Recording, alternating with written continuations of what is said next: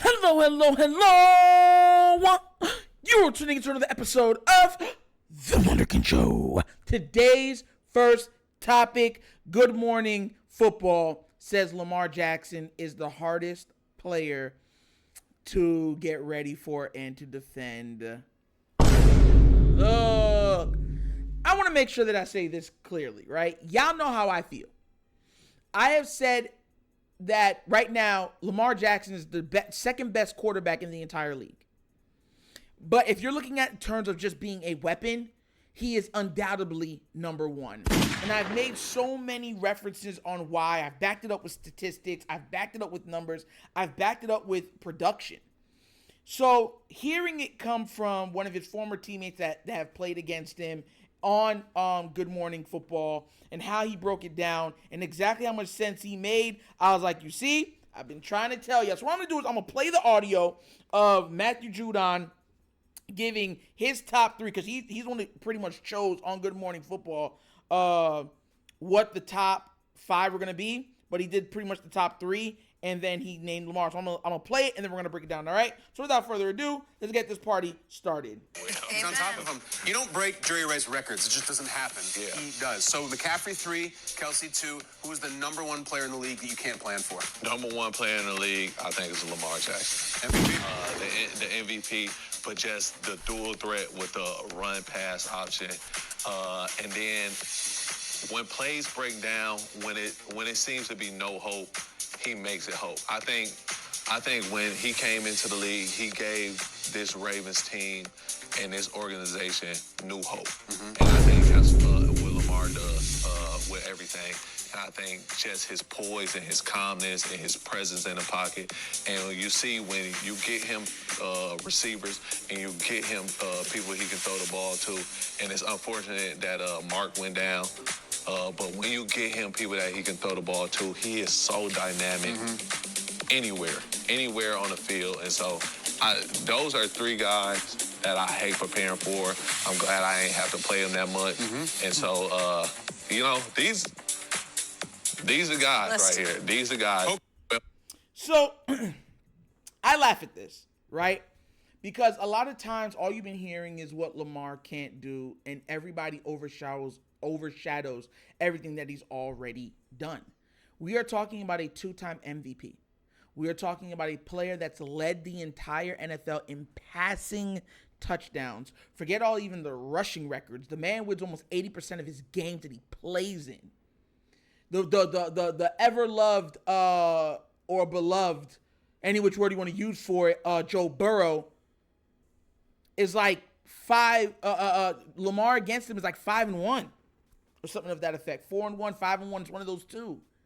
Against the Bengals, Lamar's like 8-1. Like, man, the only team that Lamar Jackson seems to have true trouble with, and the Baltimore Ravens have had trouble with, has been the Pittsburgh Steelers. Outside of that, everybody else gets this work. If you take away all the Pittsburgh Steelers losses to Lamar Jackson's winning percentage, his winning percentage goes past 90. Hey!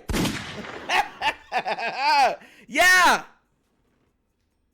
So that's my point. Like, when I'm watching, look, we are in such a good position. We're getting back stars.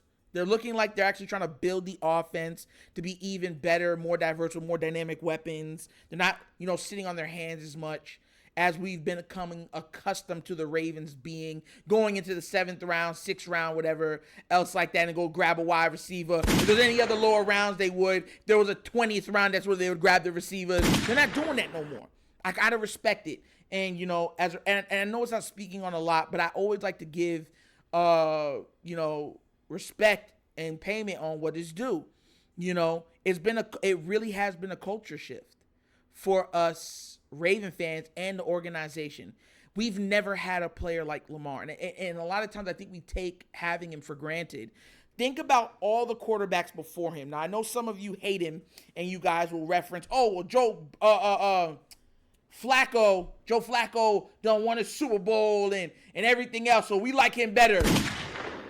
Okay, whatever. If we're talking about who's the better quarterback, the better quarterback is Lamar Jackson.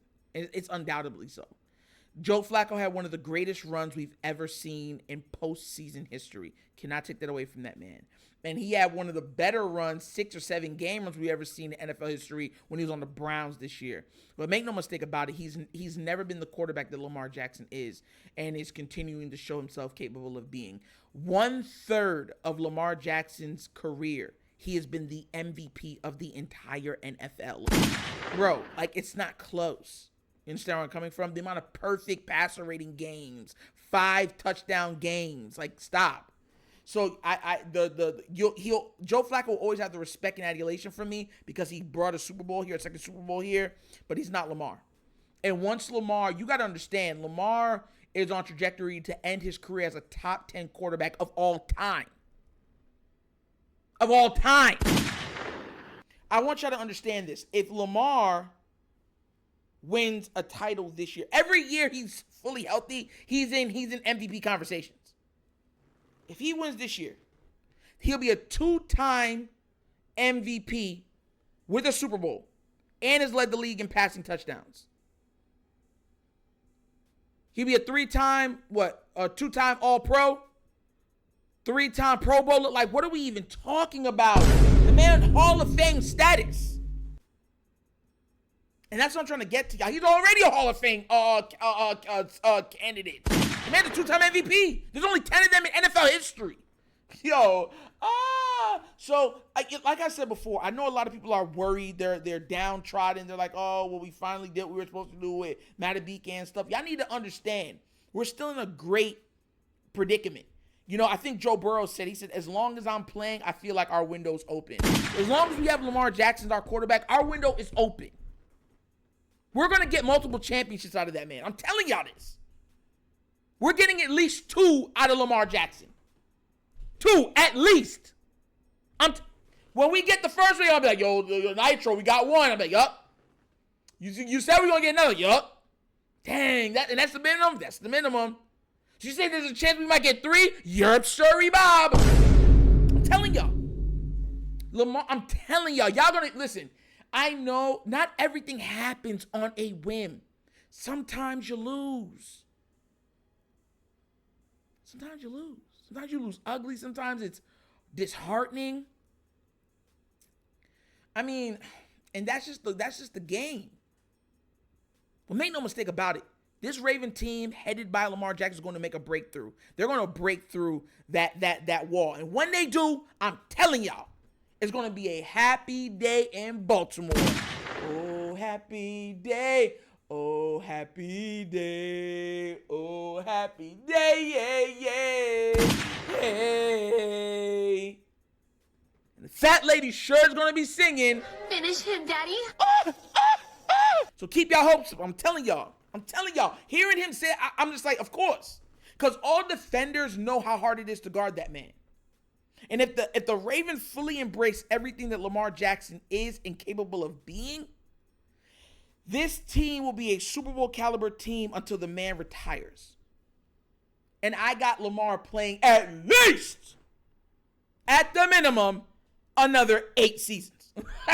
At the minimum. And out of those 8 seasons, I got him winning at least 2. At least 2. And for reference, for everyone saying, because I know, listen, some people are never satisfied with greatness, right? They'll look at it, only 2? Only 2 out of a 14-year season, 14 career season, or 14 season career? My bad. Right? Then you'll be looking at them like, how much did Peyton Manning got? How much did Drew Brees get? Aaron Rodgers? Dan Marino? You understand where I'm coming from? Like, getting a Super Bowl is very difficult. Some people win a lot early and never win no more for the rest of their career. We don't know how history is going to play out. But I tell you what, though, I'd bet most things on that Lamar's going to end his career with at least 2 rings. Just like I told y'all he'd get MVP this season, he's going to end up with those 2 rings. He's going to do it on the Baltimore Ravens. I'm telling y'all. But what do you guys think? Do you agree with Good Morning Football that Lamar's the number 1 hardest player to defend and to gauge for? Or do you believe there's somebody else that's better than him in that department? Y'all could even say Patrick Mahomes. We don't know. But let me know what y'all think down in the comment section about it, all right? But as always, that's the episode of The Wunderkind Show. Thank you for watching. Y'all know how we get down. We have fun and we laugh. But everything we talk about rooted in what? Facts and truth. Please do remember, like, subscribe, hit that notification bell, leave a comment in all of the comments. If you have not done so already, check out The Wunderkind Show's Patreon. Yes, 3 tiers of content good, just waiting for your consumption. Give it a look, give it a try. Let me know what you think. And if you'd like to donate to the channel, help out with the equipment and stuff like that, bottom of the screen, QR code. QR codes to a Cash App. Cash App located in the description of every video that we do. And the name of it is The Wunderkind Show. Super easy. But once again, this is The Wunderkind Show. This is your host, Dunker, signing off. And as always, you know my slogan. Peace. And I am out of here. Yeah.